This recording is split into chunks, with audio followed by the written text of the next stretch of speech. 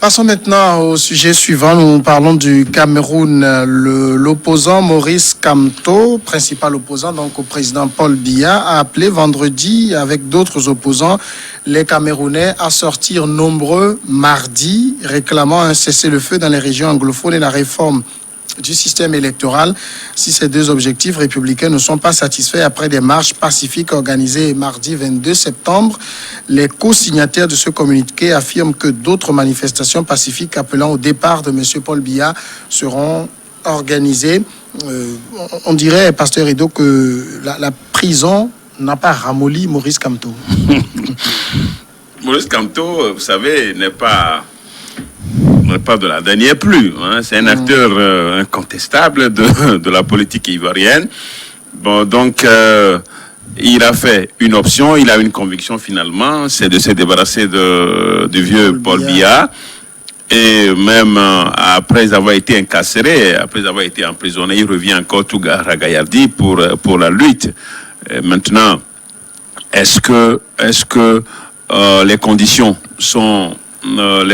sont favorables pour que sa lutte aboutisse à travers des manifestations, puisqu'il estime qu'il faut revoir le cadre électoral avant les élections régionales. Et au même moment, si tel n'est pas le cas, il faut appeler au départ de Paul Biya. Vous savez, Paul Biya aussi fait la honte de l'Afrique. Hein? Il devient un chef du village ou bien chef canton. Au Cameroun, il est chef canton. Parce que apparemment, il préside rarement les conseils de ministres, une fois peut-être par an, ou bien 2 fois par an. Il passe tout le temps. Ça ne gêne pas trop les Camerounais du moment où les salaires sont payés. Il passe tout le temps. En Suisse. Est-ce que c'est normal? Un chef d'État, le continental. Un chef d'État qui passe tout le temps dans un autre pays, un pays occidental. Est-ce que c'est normal? Est-ce que ça ne nous renie pas? Est-ce que c'est digne de nous, un chef d'État? Donc, Maurice Kamto est dans une posture, dans une dynamique, mobiliser les Camerounais contre le parti au pouvoir. Maintenant, on va le voir à l'œuvre ce mardi, c'est ça? Ce mardi, le 22, qu'est-ce que ça va donner? Parce que vous savez que depuis la déchirure, cette affaire anglophone, le pays est en proie à des violences meurtrières tout le jour. Donc c'est comme si une partie de la Côte d'Ivoire est en sécession. Et ça m'a mal à l'aise l'unité du Cameroun. Bon, donc, on va le voir en œuvre. C'est un essai. Et s'il va faire de ce coup d'essai un coup de maître, on verra bien la mobilisation, ce que ça va donner. Déjà, de l'autre côté, on promet l'emprisonnement à vie à ceux qui, puisqu'on estime que, c'est ça non? On estime que les manifestations sont interdites et que tous ceux qui vont participer à ce genre de manifestations seront emprisonnés à vie. Donc je crois qu'il y a des étincelles encore au Cameroun et vraiment nos pays africains ont vraiment de sérieux problèmes, surtout les pays francophones, anglo-francophones. Ça, c'est ça, hein? C'est ça le Cameroun. Bon, donc la mauvaise gouvernance, la soif du pouvoir, voilà tout ce que ça donne en Afrique.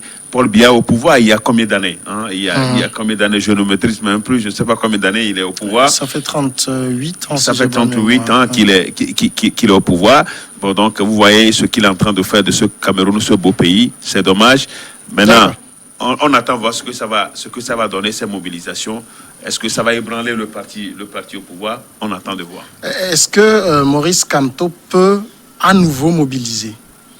Non, Maurice Kamto va certainement mobiliser, d'autant plus que la question sur laquelle il essaie de mobiliser est une question d'actualité. Les populations du nord anglophone du Cameroun sont brimées aujourd'hui et c'est une véritable réalité. C'est un calvaire au quotidien pour ces populations-là. Et donc, à mon avis, quelle que soit la personne qui va appeler à mobiliser sur ces questions-là, la personne va toujours avoir du répondant. Maintenant, est-ce que Maurice Kamto même a un avenir politique? Je ne saurais le dire. Je suis persuadé qu'il va rester bon deuxième derrière Biya jusqu'à peut-être à la fin de sa vie. On sait aussi les Moi, réalités. deuxième, les élections vont s'organiser comme ça. Oui, c'est aussi une réalité camerounaise que moi j'ai toujours du mal à décrypter, mais au-delà de ce que ça peut susciter comme émoi à l'international, les Camerounais eux-mêmes, je ne sais pas, je ne saurais dire si c'est par dépit, mais se complaisent dans une telle réalité. Et tout le monde dit qu'ils attendent, et ça, excusez-moi de le dire sur vos plateaux, le décès du vieux pour voir quelqu'un lui succéder. Vous savez, il n'y a comme si c'est une personne au Cameroun, même les personnes les plus à même, les plus aguerries, que ce soit de manière intellectuelle, que ce soit les politiques, personne n'est prêt aujourd'hui à aller affronter Paul Biya. Tout le monde attend le décès de Paul Biya. Et même au sein de sa famille politique, on est conscient que il n'y a pas grand-chose à faire pour remettre les choses dans l'ordre dans le parti. Il faudrait attendre le départ du patriarche. Et je partage finalement votre avis, comme vous le dites. Ça fonctionne finalement à cette présidence de la République camerounaise comme une tribu où le tout-puissant chef de tribu est là. Et même s'il est inapte, même s'il est incapable de porter la voix, il reste quand même le chef incontesté de sa tribu, même s'il n'est pas sur place. Et comme vous le dites, comme dans d'autres pays où on a une léthargie simplement parce qu'on est en crise sanitaire, malgré le fait que Biya passe une bonne partie du temps à l'extérieur, le Cameroun continue pas à fonctionner normalement. Même si on ne tient pas de conseil des ministres. On change régulièrement les membres du gouvernement, on change régulièrement des premiers ministres. Il y a des gens même des fois qui sont sanctionnés pour un certain nombre d'inconduites au sein du gouvernement. Et donc, je pense que quoi qu'on puisse dire, il y a un fonctionnement qui ne dit pas son nom, mais avec laquelle, et je pense que c'est ce qui justifie ça. Au-delà de tout ce que nous, on peut dire de l'extérieur, les Camerounais, et ça c'est une impression, ça peut être subjectif, se complaisent de ça, ça ne les gêne pas pour autant. Sinon, on n'aura pas besoin de Kamto pour appeler, parce que quand vous voyez ce qui se passe au nord du Cameroun, vous disiez, c'est quelque chose d'inadmissible. Mais à part ceux qui vivent dans la zone, tout le reste, tout le Cameroun francophone se complaît finalement dans ça. Et des fois même, vous avez des Camerounais qui vous disent, mais c'est ce qu'il leur faut au nord pour les discipliner. Et donc, à mon avis, les Camerounais eux-mêmes se complaisent dans cette situation-là. Et comme c'est eux qui vont tous les 5 ans dans les urnes pour renouveler les différents mandats des élections de Paul Biya, les élections au Cameroun. On n'est pas prêt, parce que vu son âge, vu pratiquement son incapacité à fonctionner comme tout le monde le dit, vous mettez Paul Biya devant n'importe quel autre Camerounais. Aujourd'hui, à des élections, il aura un score, il va le battre avec un score à la soviète. C'est ça aussi la réalité du Cameroun. L'une des raisons pour lesquelles Maurice Kamto appelle à manifester, c'est aussi la question du Nord anglophone. Mais n'oubliez pas que cette question, au-delà de l'émoi que cela peut susciter, de toutes les réactions qu'il y a dans les partis anglophones du Cameroun, la partie francophone ne se sent pas très très concernée. Oui, bien sûr. Je crois quand même qu'aujourd'hui, c'est les anglophones. Demain, ça peut être le tour des francophones d'une autre manière. Un peu d'une autre manière.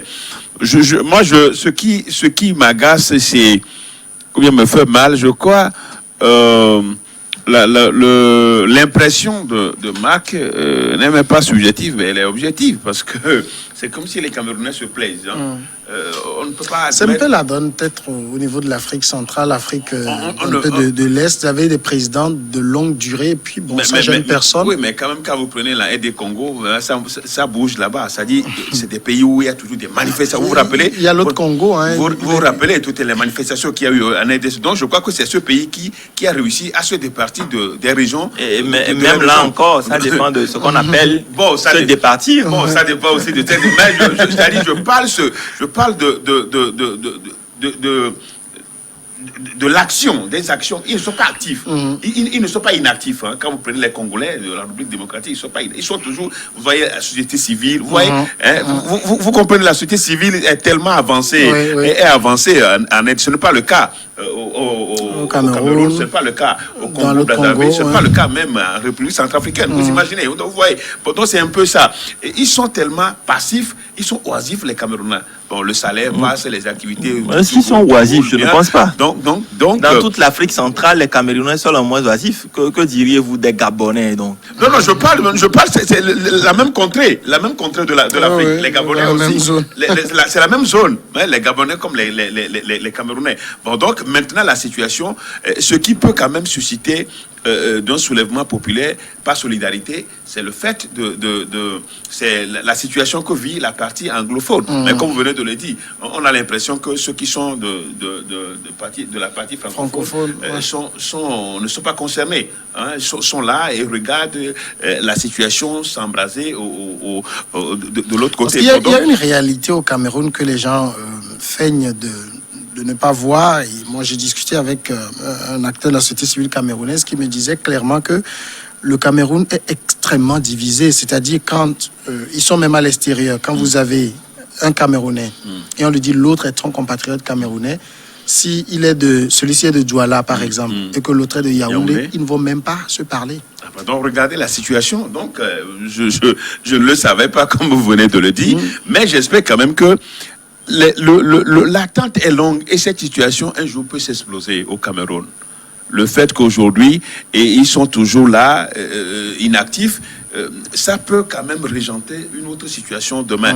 Mais c'est l'impression que j'ai, je peux me tromper, mais le Cameroun n'a pas besoin, le Cameroun de par sa réputation, pas seulement sur le monde footballistique, mais le Cameroun n'a pas besoin d'un chef d'État. Vous savez, quand moi je vois Paul Biya parler, je le vois parler, la voix même, il a de la peine à parler, il a de la peine à s'adresser à ses concitoyens, c'est dire qu'il est fatigué, il devait aller se reposer. Mais c'est comme si c'était une tradition que les Camerounais respectent. Hein. La plus grande partie des Camerounais respectent, le chef est là, donc on attend sa mort. Pour avoir son successeur, c'est Marc qui fait sortir ça. Peut-être que c'est une tradition qui est respectée au Cameroun. Donc on attend le décès de Paul Biya pour être remplacé. Bon, donc, vous savez, même John Frondi, dans sa lutte, a fait cette lutte-là pour pouvoir... il aurait même gagné des élections, mais il n'a jamais été investi président de la République. Donc, aujourd'hui, c'est Mori Kanto qui prend la relève. Qui n'a pas gagné. Qu'est-ce que le Cameroun peut devenir? S'il n'est pas investi, c'est qu'il n'a pas gagné. Mais on sait en Afrique, ceux qui gagnent ne sont jamais investis dans les pays francophones.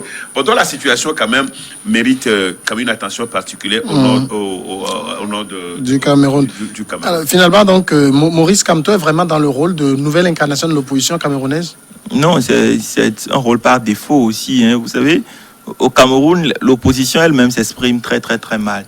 Et quand il y en a, en réalité, vous avez tous ceux qui ont été à un moment donné opposants. Et j'aime cette phrase qui est si chère, je pense. Ça doit être... Il y a un ministre du gouvernement, dont j'oublie un peu le nom, et qui disait, à chaque fois qu'il y a un opposant qui gesticule trop, il faut lui trouver une place, il faut lui trouver à manger et il va se taire. Et malheureusement, l'histoire politique du Cameroun a démontré que tous les opposants de première heure sont à un moment rentrés au gouvernement, et ceux qui sont les opposants les plus en vue aujourd'hui, notamment Maurice Kamto, sont des transfuges des anciens du système. Et donc c'est donc dire que quoi qu'on dise, le cercle de pouvoir au Cameroun est entre un certain nombre de données. C'est partagé entre des individus, des clans, notamment le clan du président et ses alliés. Chantal Biya qui détiennent le pouvoir économique. Et cette question d'ethnie aussi est très prononcée. Hein, où on a par exemple les Bamileke qui au Cameroun détiennent le pouvoir économique et donc qui font faire à toutes les autres ethnies ce qu'ils veulent. Et à mon avis, c'est une particularité africaine, c'est une particularité camerounaise. On n'a pas d'opposants encore qui se démarquent du lot, ou même de mouvements citoyens qui puissent être à même d'ébranler les fondations du régime de Biya. Et contrairement à tous les autres régimes qui ont plus de 30 ans, le régime de Biya a des fondations plutôt solides, au point où aucun opposant n'a véritablement le courage d'affronter la barricade ou d'affronter le mur à laquelle le régime. Tous les opposants se contentent des questions subsidiaires. Et je pense que la question subsidiaire qui fait le lit à tous les opposants actuellement, c'est la question du Nord anglophone, qui, ma foi, est une question sur laquelle le gouvernement aurait dû plancher sérieusement pour trouver une solution idoine. Vous pensez que ça inquiète quand même le gouvernement, cette annonce à manifestation le 22? Oui, vous savez quand même qu'après John Fondi, c'est Maurice Kamto qui est en train de mobiliser. Hein. Il a mobilisé, il a démontré lors de l'élection présidentielle. Je crois que c'est ça qui lui a failli, la prison. Donc, c'est à dire que le gouvernement quand même prend au sérieux cette annonce de manifestation. Et vous avez vu les sorties de gouvernement pour dire que la manifestation est interdite et que tous ceux qui vont s'y engager seront emprisonnés à vie. Bon, donc c'est la preuve quand même que parce que le gouvernement ne veut pas quand même minimiser ces manifestations. Sachez qu'aujourd'hui, dans presque tous les pays où quand on annonce les manifestations, ça secoue. Ça secoue les gouvernements, ça secoue les partis, les régimes. Donc, ils prennent ça au sérieux et ils veulent faire tout pour étouffer cette chose. C'est pourquoi il y a eu ces menaces-là à l'endroit de ceux qui vont braver cette interdiction. Donc, parce qu'on ne sait pas, on ne sait pas comment ça va commencer. Hein. Quand ça commence et que ça mobilise, quelle sera l'issue, quelle sera la suite. Donc, il faut étouffer ça dans l'œuf et permettre et faire échouer cette manifestation. Donc, dans le camp en face, on a l'intention quand même qu'ils prennent ça au sérieux, de peur d'être victimes d'une manifestation qui va les ébranler et faire sauter le régime de Paul Biya. Voilà qui nous amène maintenant à la pause et on passe au dernier sujet.